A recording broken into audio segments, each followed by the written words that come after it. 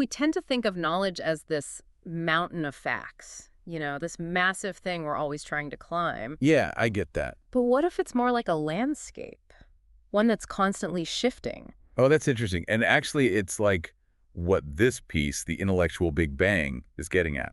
Okay, so the intellectual Big Bang, that's what we're diving deep into today. It really is. It suggests that knowledge isn't just a bunch of static facts, but more like a system, a vibrant one. I like that, a vibrant system. But where do we even begin with that? Well, the source uses these cool analogies from physics to illustrate his point. Physics. Okay, I'm listening. Like, take Einstein's theory of relativity, how mass warps space-time, that whole concept. Relativity, that's heavy stuff. It is. But, objects with a lot of mass, think stars, planets, Right, massive objects. they actually bend the space and time around them. The source suggests influential ideas can work in a similar way. Hold on. So instead of planets and stars, we're talking about big ideas, like philosophical theories. Precisely. Or, groundbreaking scientific discoveries, these huge leaps forward. So those ideas, they have a kind of intellectual gravity. They pull other ideas toward them. You got it. It's like they shape the landscape of knowledge, just like those massive objects shape space-time. Some ideas even act like black holes, don't they? Trapping thought. Right. And others are more like suns, radiating their influence, sparking new thought. Okay, so some ideas limit our thinking, while others really open things up. Exactly. And the source gives some examples of these turbulent books. Of all ears. Books like Das Kapital, The Wealth of Nations, The Prince even. They've generated huge debate. Oh, yeah. Those books definitely caused a stir, and they continue to be interpreted in all sorts of ways. And that's the point. It's like they created these intellectual weather systems, all their own. I love that. Intellectual weather system. So you have these disruptive forces, but then what about the stabilizing ones? The source calls those landmarks, I think. Works that have really stood the test of time. Give me some examples. Well, think the Republic, the Tao Te Ching, the Bhagavad Gita, those types. Right. Timeless classics. So we have these contrasting forces shaping the landscape of knowledge. How does it all work together, though? I mean, how does knowledge actually evolve? Well, that brings us to another fascinating concept the source introduces, which is knowledge thermodynamics. Okay, knowledge thermodynamics. Now you've got me really intrigued. Thermodynamics, isn't that all about heat and energy and stuff? Yeah, exactly.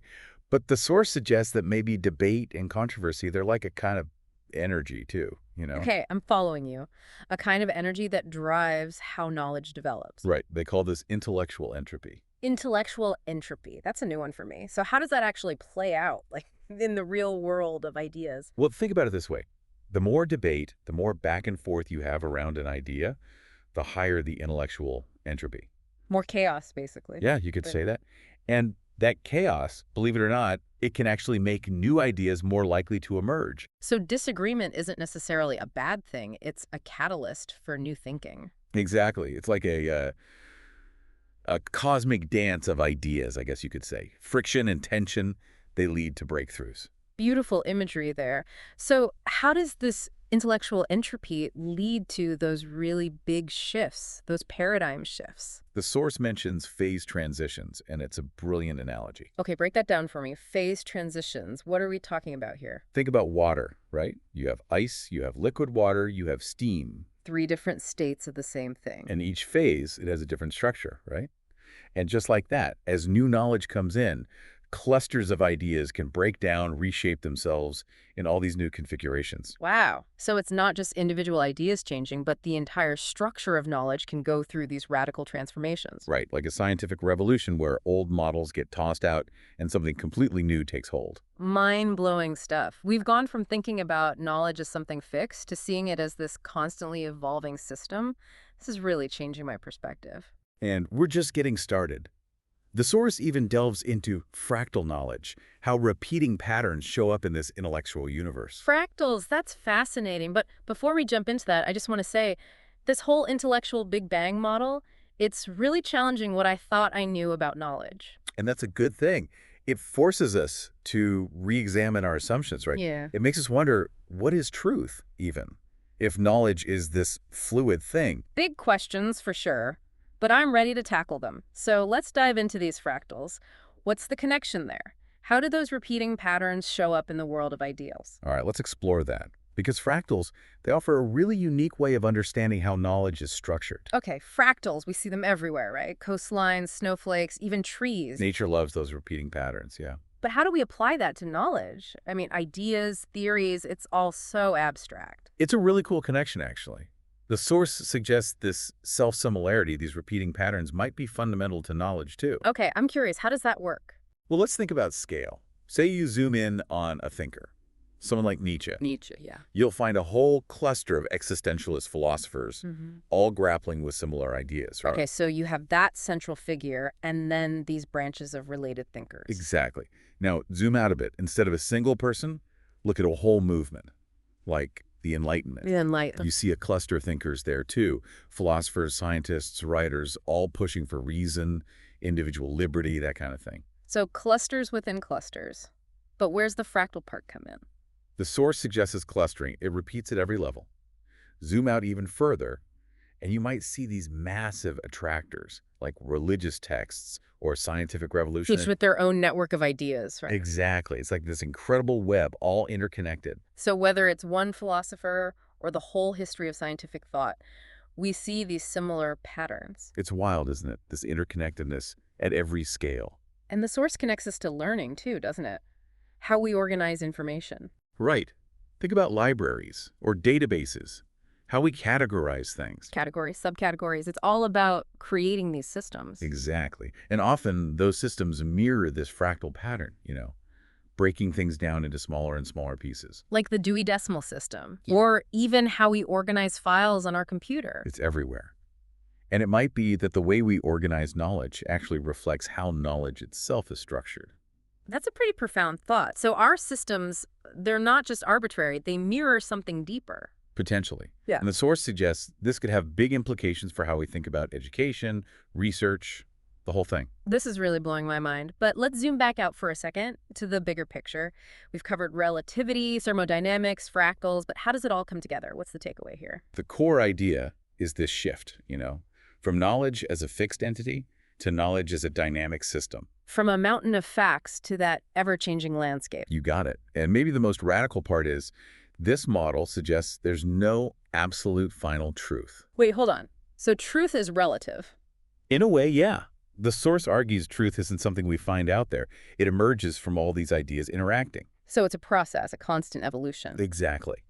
And remember how the source suggested thought, physics, life, they might all operate on similar principles. If that's true, understanding how knowledge evolves, well, that could be key to understanding how everything evolves. Wow. This really is a whole new way of looking at things. Not just knowledge, but reality itself. It is. And this leads to another fascinating idea, intellectual relativity. Okay, I've heard of Einstein's relativity, but what's intellectual relativity? Does that mean all perspectives are equal? Well, not necessarily equal in terms of accuracy or influence.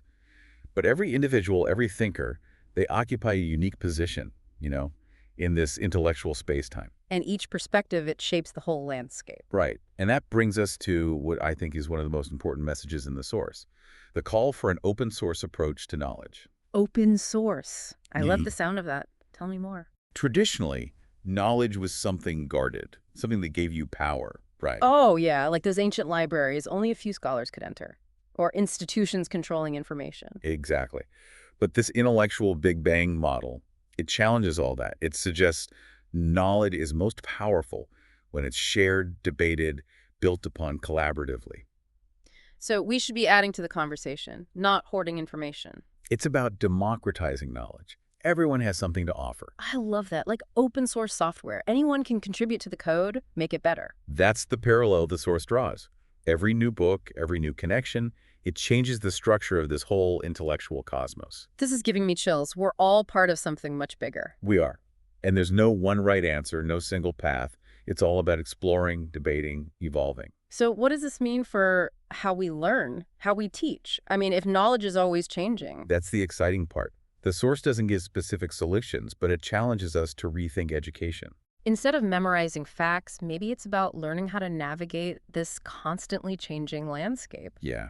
Teaching critical thinking, how to evaluate different ideas, how to contribute. And fostering that love of learning, because it never really ends, does it? Never. And this intellectual Big Bang, it's not just theory.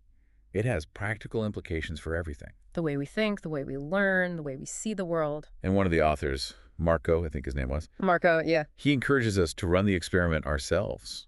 Observe how ideas interact, how knowledge evolves. We can all be a part of it. That's a great challenge for our listeners. Think about the ideas that have shaped your understanding. Make those connections. See where you agree, where you disagree. Add your voice to the conversation. This has been incredible. Relativity, thermodynamics, fractals, open source knowledge. My head is spinning, A lot to take in. but a good kind of spinning. It's like we've taken a journey through the entire universe of ideas. It has been quite a journey.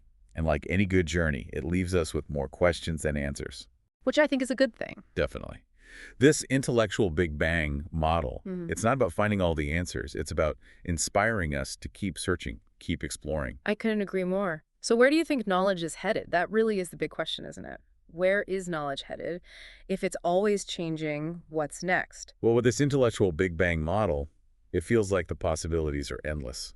I keep thinking about technology, how that might change how we interact with knowledge. Oh, yeah, definitely. It's already happening in some ways. What if we could actually visualize this intellectual cosmos, like a map? There are people working on that, using data visualization, network analysis, all that. So instead of just reading text, we could actually see the connections, how ideas relate. Exactly. See the flow of ideas, spot trends, even predict breakthroughs, maybe? That would be incredible. Like a Google Maps for knowledge, zoom in, zoom out, see the big picture. And think about education, how it could change. Oh, totally. Personalized learning paths, helping people explore based on their interests. Like a tailored journey through the world of knowledge.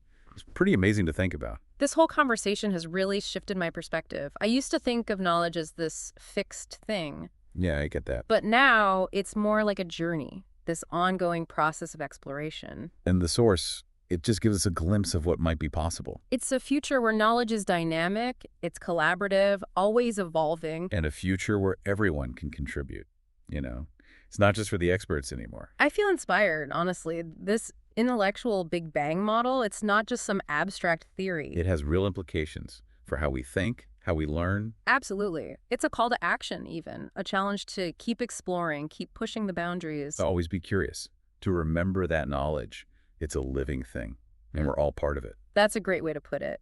So as we wrap up this deep dive, what's the one thing you hope our listeners take away? Embrace the journey. That's what I'd say. Knowledge isn't a destination. It's this constant exploration. No final answer. It's just an endless process of learning. Exactly. And anyone can be a part of it. Every question, every new connection, it matters. So be curious. Keep exploring.